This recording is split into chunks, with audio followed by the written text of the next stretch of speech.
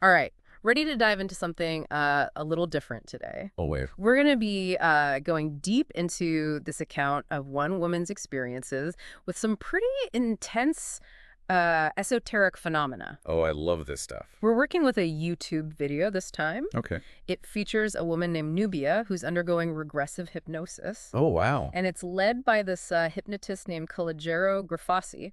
Interesting. I think what makes this deep dive so cool is that we're not just dealing with dusty old texts or whatever. Right. We're getting a firsthand look at someone's journey into the esoteric. Yeah, that's really valuable. I mean, it kind of humanizes it in a way that, you don't often get. Absolutely. And it starts with her, sharing some pretty relatable fears. Oh, okay. Like what? Nubia mentions, fear of the dark, Oh, yeah. heights, Mm-hmm. just anything extreme, really. So kind of like anxiety around extreme sensations or experiences. Yeah, and she even talks about this recurring experience, going all the way back to her childhood, Okay. where she'd feel paralyzed and there'd be this presence nearby, Oh, wow. speaking an unknown language. That's pretty creepy. Okay, so maybe most of us haven't, had that exact experience, Right. but I think, many of us can relate to those everyday anxieties. Right? Absolutely. Fear of the dark is super common. Heights. I mean, those are pretty primal fears. Yeah, exactly. But what really got me, and this is where it starts to get, really intriguing, I think, is that Nubia mentions that this presence always seemed to appear at 3 a.m. 3 a.m. 3 a.m. Now, you always talk about, connecting the seemingly random dots and noticing those patterns. Yeah. So I'm curious, what does that 3 a.m. connection make you think of? Well, the idea that certain times hold a special significance is something that you see across a lot of different traditions. Yeah. In esoteric traditions. Yeah. 3 a.m. is often associated with, like a thinning of the veil, Oh, yeah. between the physical and the spiritual realms. Okay. So it's a time when energies are thought to be kind of heightened or more active. Interesting. So maybe it's not just like a, random time. There's Yeah. something, maybe more to it. Maybe there's something, a little deeper going on. Yeah. Right. And this is where, things start to get even more interesting. Okay. Because beyond these, kind of unsettling experiences, Mm-hmm. Nubia also mentions a whole bunch of physical issues she's dealing with. Like what? She talks about throat problems, Okay. teeth grinding, Oh, wow. hearing loss, even circulation problems. Interesting. And she mentions a family history of strange illnesses. Oh, okay. And strange relationships too. So, I mean, do you think all of this could be connected somehow? That's the big question, isn't it? I mean, are these seemingly random things, these disparate pieces, are they actually part of a larger puzzle? Right. Well, to figure that out, I think we got to follow Nubia. She goes even deeper into this regressive hypnosis. Okay. And this is where she starts encountering some entities that, well, they're not exactly friendly. Okay, yeah. Bring on the creepy stuff. What kind of entities are we talking about? The first one that she encounters is what's often referred to as a gray. Okay. She describes it as tall and thin, with a masculine energy that she perceives as malevolent. And Okay. she gives some really specific details about its appearance. Like what? 4 fingers, Okay. 4 toes, weird, Yeah. no navel, That's so creepy. and dressed in a gray suit. It's a pretty chilling image. Yeah, it's definitely giving me the chills. So how does she react, when she encounters this? Well, what's interesting is how the hypnotist Calogero, handles this. Okay. He guides her to actually confront and expel her fear. And he emphasizes that fear itself is like an energy, Oh, interesting. that it can be controlled, that it can be managed. And it's almost like, our perception of these entities is influencing their power over us. So it's not just about running away from fear, but about kind of understanding it and learning to manage it. Exactly. And I think that's a really powerful message. So often we're told to just, ignore our fears, push them down, whatever. But what if, facing them head on is actually the key to kind of, diminishing their power? Yeah, that's a really interesting way to think about it. But this gray being was just the first visitor, right? Oh, yeah. It gets way more intense. Okay, so tell me about this this boss, this reptilian entity. I'm already getting goosebumps just thinking about it. Okay. So Nubia describes this reptilian being as dinosaur-like, Okay. with a crocodile face, Ooh. sharp claws, like, straight out of a nightmare. And she senses this direct link between her fear and the power dynamic with these entities. Like the more afraid she feels, the stronger they seem to become. That's a really, that's kind of scary, right? To think that our own fear could actually be feeding these things, giving them more power. It makes you wonder, right? Like, are we fueling them with our own anxieties? Yeah. Or are they manipulating our fears for their own purposes? Yeah. Like, what's the relationship there? Yeah, that's a good question. It makes you think about, the stories we tell ourselves, the fears we hold on to, and, what if those fears are actually giving power to something external? Right, exactly. That's a huge thought. It is. But hold on, we're not done with the entity parade just yet. No. There's a third one, Uh-huh. described as a vampire connected to her back. Oh, wow. Now, this is where it gets really weird. It's like this bizarre hybrid of a feline creature Okay. and something out of like a murky swamp. So like a cat and a swamp monster had a baby. Pretty much. I mean, that's a pretty wild combination. That is pretty wild. Even our resident expert, Freddie, identified this one as a unique hybrid being. What does that tell us about, the nature of these entities? I think Freddie's insight is really key here. The existence of these hybrid entities, blending different energies, different characteristics. Yeah. It points to this idea that the esoteric world is not so simple. Okay. Yeah. It's not just black and white, good and evil. There are these shades of gray, these blends of energy and perhaps entities that defy our typical classifications. It's definitely a lot more complex than we might initially think. Yeah. So we've got these creepy entities, but how do they tie into Nubia's, very real struggles with her health? Yeah. This is where it gets even more interesting. Oh, okay. So under hypnosis, Nubia starts describing these cables and like connections within her body. Okay. And they're linking her to this reptilian entity. Oh, wow. And this is where all those like seemingly random physical symptoms, start to make sense. Yeah. The swollen abdomen, the poor circulation, the throat problems. It's like they're all connected to this entity. That's pretty disturbing. It is. And to make things even creepier, the reptilian entity actually confirms this. Yeah. Saying that it's feeding on Nubia's energy, Ugh. especially while she's asleep.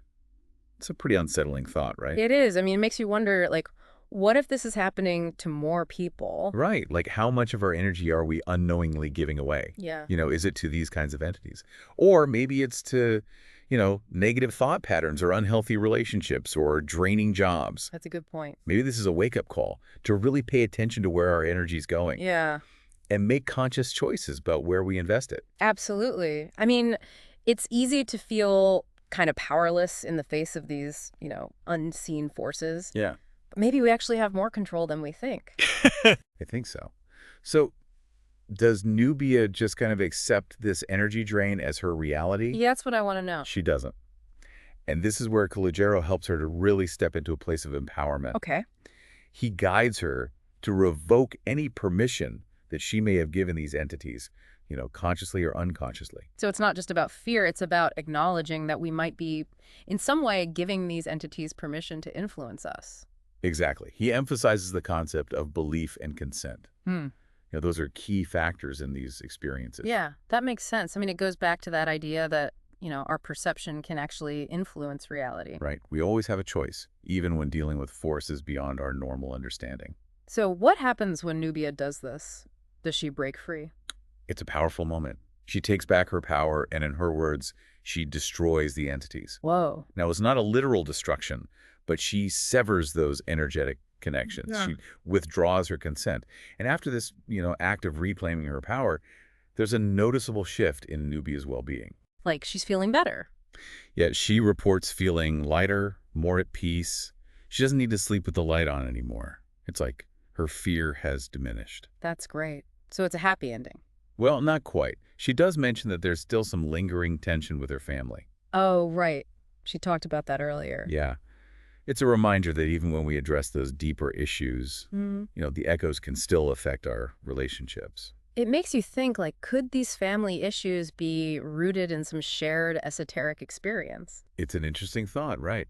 Maybe those family ties run deeper than we realize. Definitely. Okay, but before we get too sidetracked by family drama, let's talk about this esoteric self that comes up. Okay. Calogero guides Nubia to connect with this part of herself. Yeah, Can you explain what that even means? What is the esoteric self? it's a good question. Hmm. Think of it as the deepest, most authentic part of yourself, the part that exists beyond, the physical realm. The part that's connected to this higher level of consciousness, wisdom, some might call it the soul, the higher self. It's that part of us that holds the answers, you know? Wow. So, like, by connecting with this part of herself, is she getting some answers? It's a beautiful exchange. Her esoteric self communicates these messages of self-love and acceptance. Can you imagine receiving those messages from the most profound part of yourself? Yeah. It sounds really powerful. It is. It's incredibly validating, empowering, and it really highlights, the potential of connecting with this aspect of ourselves. I mean, what if we all have this esoteric self waiting to be discovered? That's a huge idea. It is. What insights could we unlock if we learned how to tap into that wisdom? It's definitely something to think about, but, Yeah. we've talked about entities and energy drains and connecting with this deeper self, but there's one detail from earlier that I'm still curious about. What's that?